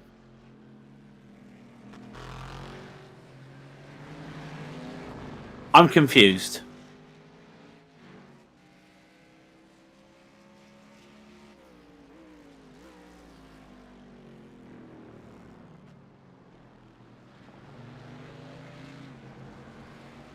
Yeah, but I don't think Oscar took tyres, did he?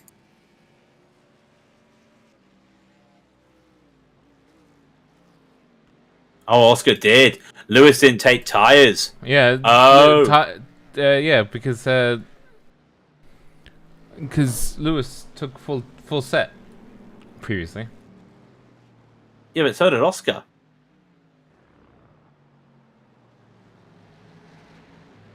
So Lewis is the only one on old tyres out there for the last 25, 30 minutes of the race.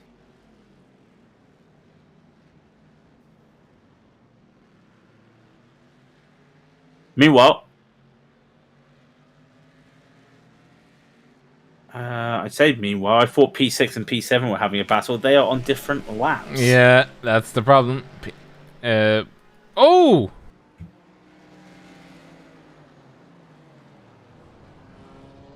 What on earth? What's going on here? Seb Kunz. Oh, that's a bit of a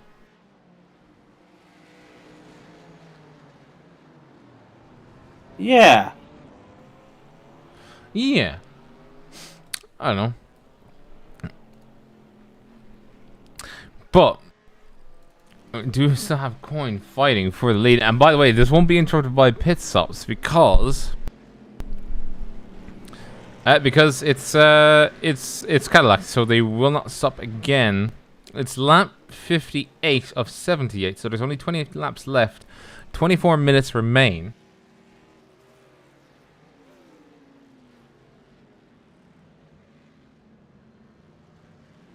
And I just Seb Kunz and Christian Wagner both in the pits, presumably for fast repair. They don't have meatballs, but would not surprise me. Yeah. Then again, we are on the old damaged model, not the new damaged model. Oh, because the Cadillacs are on the old one. Yep. You know, make your joke here about damaged models. Ha ha ha, damaged models? I don't know.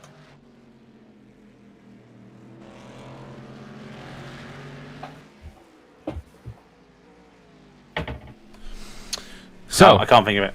No, you can't think of it. I just heard, I was hearing in the background your brain just going like, you just opened the door and you're just like empty cupboard, no answers, and then you close the cupboard again. That wasn't a cupboard. That was my brain. Yeah, that was your brain just going. Think. I can't think of anything right now. Who am I? We're just a simulation. Did you not know, Craig? Oh. Yeah, it's hard to tell you. Oh. Okay. I thought I was real. Okay. My mind is blown. What have you done? Anywho. I'm still interested to see why Coin might have had the chance that time around, but if he was a bit closer, probably. But he is getting ever so slightly back closer.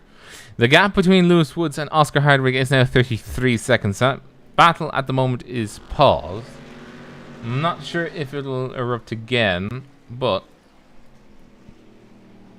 things have transpired here on the YSIM, so or things can still transpire. Oh, Alejandro! Oh, Alejandro!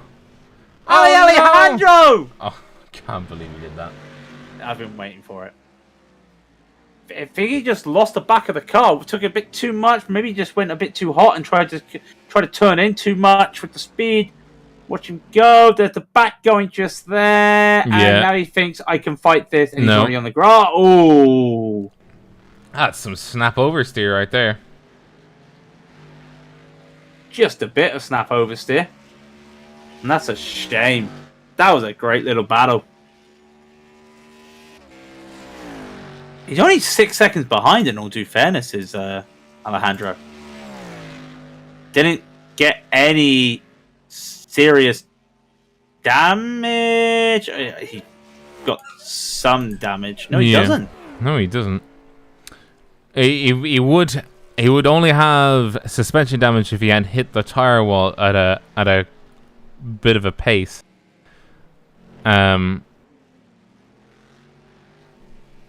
But he just slightly sort of kind of buried the car into it. And he's still going fine. Coin is still there.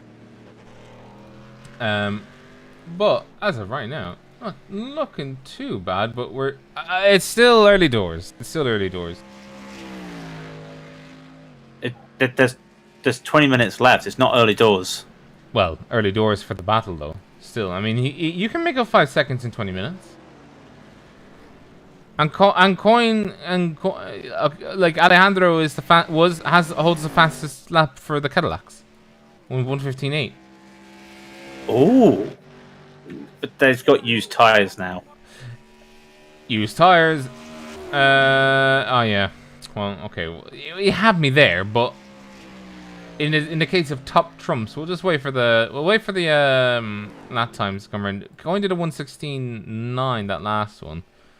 What did Alejandro do? 17.3. 17.3. Shame. Anyways. Right now we're just wait. I should actually read out what the blurb says for the charity event that we're going on. You know, we've been talking about racing so much, but let me grab it here for you. Where is it? There it is. So as we said before, it is a charity event in support of the Robin Hood Half Marathon for the Southampton General Hospital Radiotherapy Ward, and it was started, and the event is on the 25th of September 2022, and it was created by Matthew Coleman, one of the admins. And Matthew Coleman. Oh, just to say, by the way, before I continue reading this, Steve Orell and Brandon Dollar have both retired. That's why you see 48 laps on Brandon. He actually retired practically 15 laps of the race, and Steve Orell, with damage on his car, chose to not continue. And has retired a good distance back. But from Matthew Coleman himself, this is what he said. I started running during the pandemic to improve my physical and mental health. 1 year later, I'm entering my first race at the end of September to celebrate my dad's 70th birthday by raising money for the Radiotherapy Award at Southampton General Hospital, which has provided excellent care to him since his recent cancer diagnosis. My aim is to first finish, but if I can get around the course in under 3 hours, I'll be ecstatic. If you are able to give, I will be greatly appreciated. If you cannot, please share with those who may. At Southampton Hospital's charity, we bring people together to raise life-changing funds for University Hospital Southampton, the South Coast's leading healthcare provider. From specialist services to pioneering research, our incredible supporters enhance care, experience, and outcomes for thousands of patients every year. With your help, we can create an impact that lasts for generations. Let's transform care together. Now, he does actually have a map. I wonder if I can get... Sorry, let me just actually... Just 1 second. Let me try and... I'm trying to show you the run that he did. Oh, he posted a run on his Strava. And he's been doing various runs. Let me just try and see if I can get this up for you guys. Up in the corner. 1 second.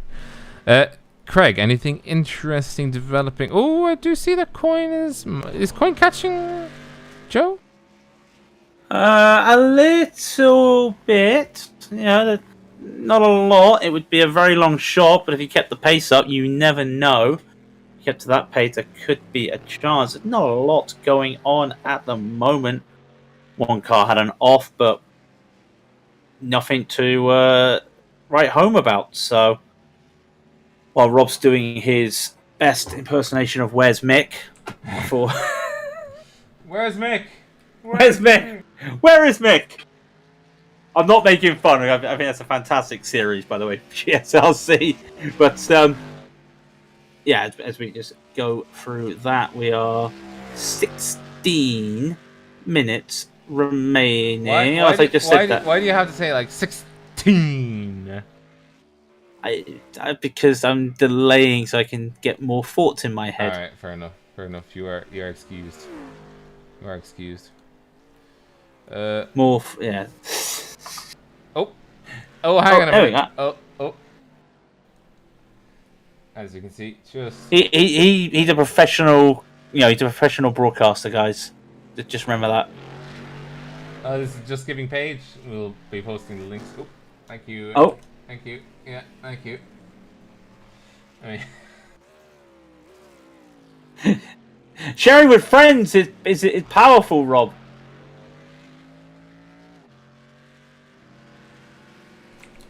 there you go. All right, now you can see it again.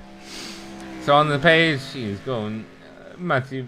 Yeah, it's the on the blurb says I'm running the Robin Hood half marathon for Southampton Hospital Charity because they are providing care for my dad, and we have 480 of the £500 raised. So if you can give now, please do it because it is University Hospital of Southampton, and it is a good thing. And he's posted updates as well. Yes, well, sorry, like, hey. Joe's gone off! Joe's gone off! Oh! He clipped the grass! Alright, let me just do this real quick. Just have a look at this. Oh! Yeah. Just overcooking it. You have to get back into the groove. Oh, nice save. Yeah, nice save though. But now Coin is hot on his tail. And that's a big concern as well, because if he doesn't get it right, maybe he doesn't get back into the groove, he'll lose time, and then Coin's back on his rear end with 14 minutes to go. And so we'll bring back up the link. He's been sharing updates on his thing, and oh, the big old run there, and out and back, and out. Just say the first one you linked. Is that the route? The first one, the first image, the first track map. No, that's not the route. No. Oh, okay. That would be a hell. It's the wrong hospital. Anyway. Oh. Show more.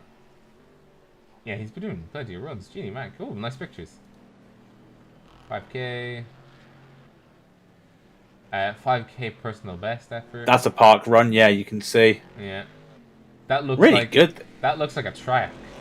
That looks like the Kuna Seca. Yeah, it does. It does. If you turned it the other way, it does a little bit. Genie Mac, that's a big old run. 15K under 2 hours. Or just over 2 hours. But it's like couch to 5K, isn't it? Like, let's be pretty honest. It's really cool. Some of these people who did couch to 5K, and you just start with just little bits at a time. So you would do like, you'd probably just do 100 meters, and that'd be you for the day or something. And you just slowly build up your stamina and your strength and your ability to get to that 5K. It's not so literally, hey, get up, you're running a 5K. So stuff like that. They only do that in the military. It's like, go on, get up. Or why is it every time? If you went to the cadets, you'd just be like, oh, get up, William. Yeah, making us all look bad. I was thinking, like, why is it every time I think of like an army boot camp, I'm thinking of literally Richard R. Erman from Full Metal Jacket.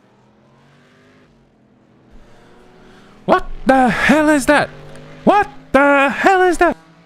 Soldier, why are you not up and doing a 5K? Oh my God, you are so slow, soldier. Do you love the Virgin Mary? Private Snowball, do you love the Virgin Mary? No, sir. No, negative, sir. Sir, negative, sir. You make me goddamn sick to my stomach. You best sound off. You love the Virgin Mary. Private Snowball. You know it all. Wow. Oh, also, what an awesome camera angle that is. And thank you to Dougie Beard for the awesome camera angles. Check out his work, and he has his cameras over at GSRC. So go check them out as well.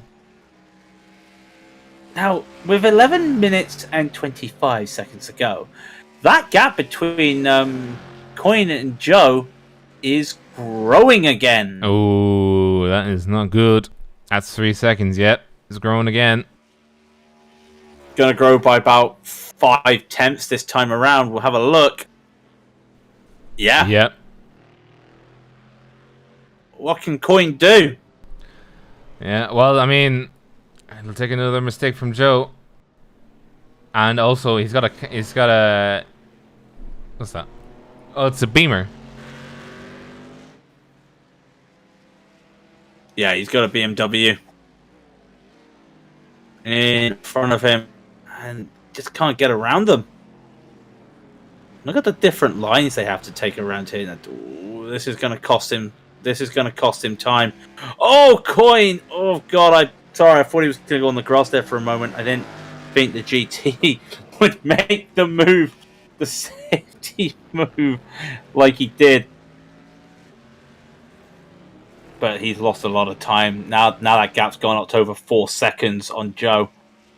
That could be all she wrote in this race for him. But stranger things have happened as we are now exactly 10 minutes left in the race. As the leaders are just finishing lap 69 and going on to lap 70. Lap 70 out of 70, a prospective 78. 9 minutes remaining. And the potato car is the potato car. The potato car is the potato car. Yes. Did you... Okay. Fine. I mean, you're not wrong, but... You could have done something better than that, surely. Yes. I did. I'm trying to think of some more potato puns.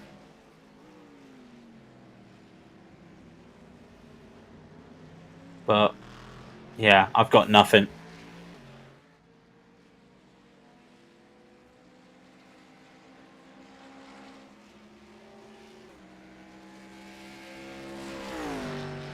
Maybe Coin could sprout up in the lead. Oh, here we go again.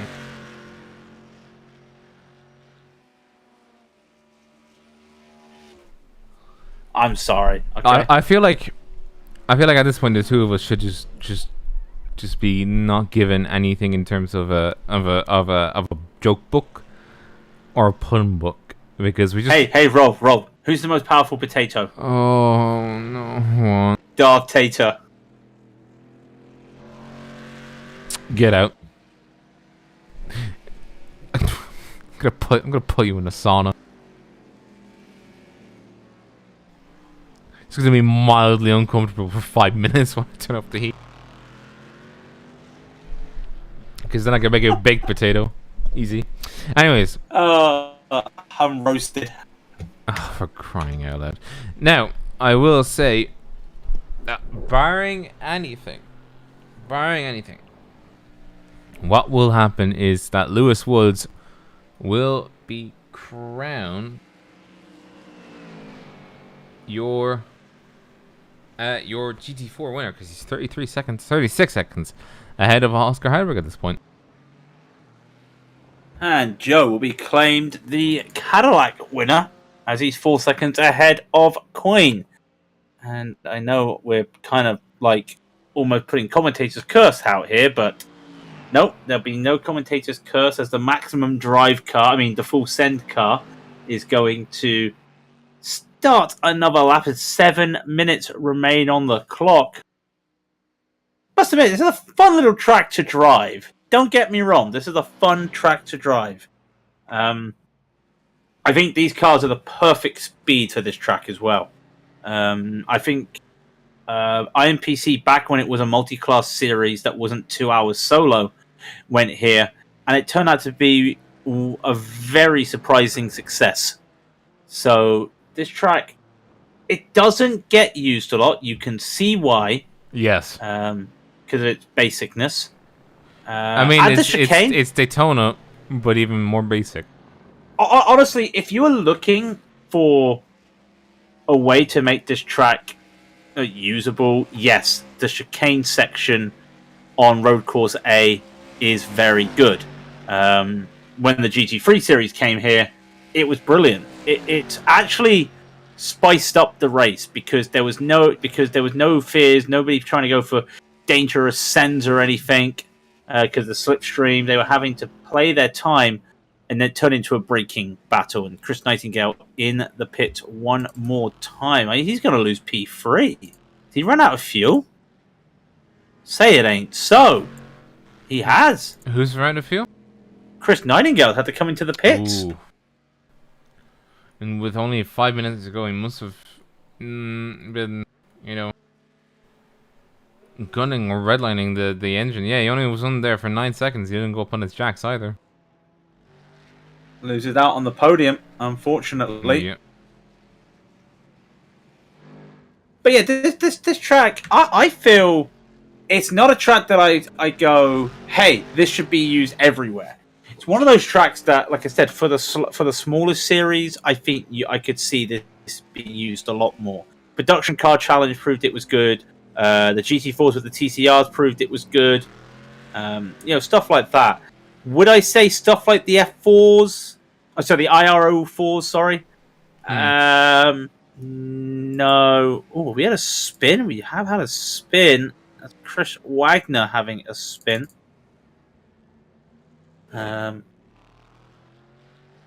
Self-spin on his own then, nothing much. But yeah, this track, I don't get the hate for it. Explain the hate for it, Rob. The hate for what? This track. Explain it. Yeah.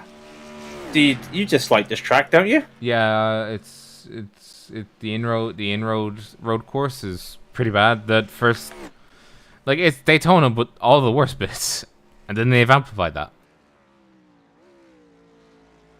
I mean, I don't know when this road course was made. And also, there's no height. There's literally no height variation. Yes, there is. Like the tiniest bit. There's still height variation. There's no height variation at Daytona. Yeah, that's why it's bad. It's like flatter than a pancake. Oh, I forget. You hate Daytona. Of course, I forgot about that. I very much hate Daytona. Yeah, I forgot about that. We have this all the time, and I seem to recall. I remember watching the Camel GT once, and going, "Hey, this is fun." Then realized they went to Daytona, with the NASCAR chicane. Yep. Oh boy, remember that? That was fun with the proper racing cars with that chicane. They're never going to race Daytona again, road course again, are they? They're not going to race at it? The Camel? No, I meant NASCAR in the real world. Nope. Probably They're not going to. We've got a broadcast there in a month or so, actually. Ooh. The major series doing 2.4 hours at Daytona with the GTPs and the GTOs. Ooh. As we were saying earlier, we're also live Sunday, where I will have to jump out of the car in my 24-hour race and do a broadcast. Not literally jump out the car. No. Yeah, we go straight to the booth. I mean, I'm doing the Camel GT tomorrow. For Saturday, and they're literally missing the start of our race just to do that. But I'm also awake. I'm also having to set my alarm at 4:30 in the morning. So, yeah, I'm gonna have fun. I don't envy you. So I'm gonna be sleeping in. That's all right. I start my holidays next week. Anyway, somebody who's starting his holidays is Joe. He's on the penultimate lap of the race, which means Rob's gonna say something again, isn't he? This is the penultimate lap. Thank you, Murray. Thank you. Well, that's what you wanted. I wanted it. I got it. Not much to say, really. Apart from that one mistake, it's been all Joe. And even then, that mistake was the minest of mistakes. And it wasn't the end of the world. He kept it going. I think he's clutching. Who is? I think he was clutching. Who? Joe. No, it was just the way the engine sounded when changing gears. So, few more corners. I say a few more corners. Remember, iRacing says there's 11 corners on this track. And Joe will be coming around the oval. Look at that camera. Look at that reflections. Actually, has some really good reflections. Not gonna lie. Oh, thanks. I did them myself. I painted all the reflections. Yeah, I was gonna say for a track that seldom gets used, the reflections coming off that window, I was really surprised at that. But comes onto the hairpin. He'll have 2 NASCAR corners to go. But after 100 minutes, Rob, and give or take a couple extra seconds, Headless Joe is going to win here at Homestead, Miami. One more corner, you can do it. And boom. Yay! And boom. The winner of the Cadillac class for the Radiotherapy 100. 100. Oh, Genie Mac, I can't 100? 100, yeah. Don't worry about my English, right?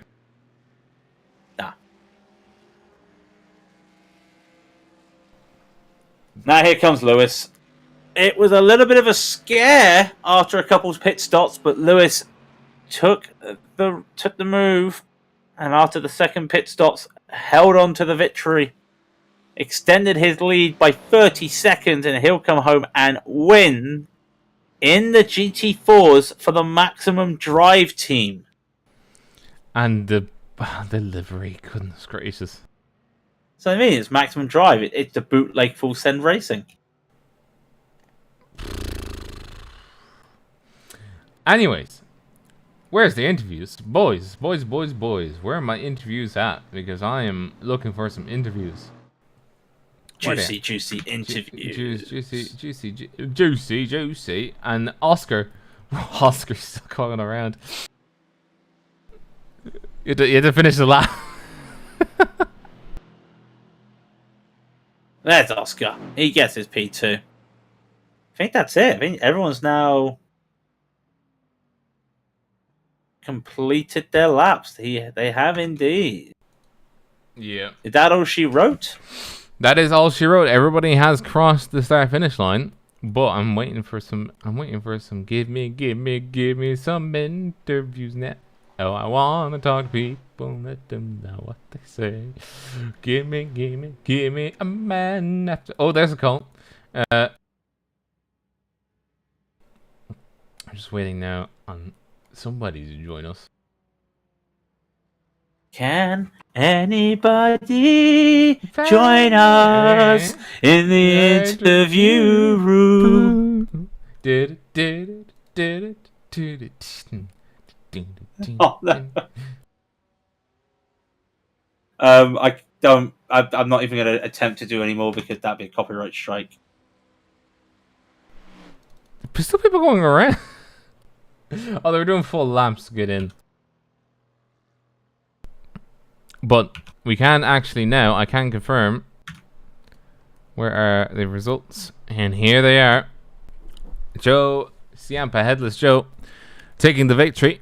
And with Coin not too far behind Vega. Unfortunately, with that spin, he probably would have been channeling for the lead if he had not had the 2 accidents, actually, correction, that he had on track with Leon 30 seconds back.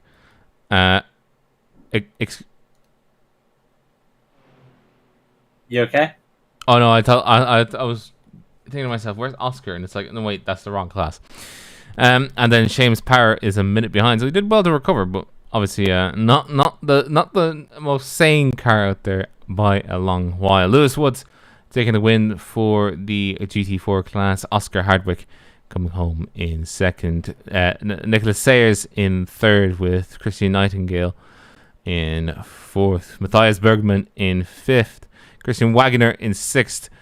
Seb Koons in seventh, and who was the last person still running. Of course, 2 retirements were Orel and Brandon Dahl. Just a reminder that this race was in support of the Robin Hood Half Marathon for Southampton General Hospital Radiotherapy Ward, organised by Matthew Coleman. So please, if you do have any spare pennies, they are still looking for $20.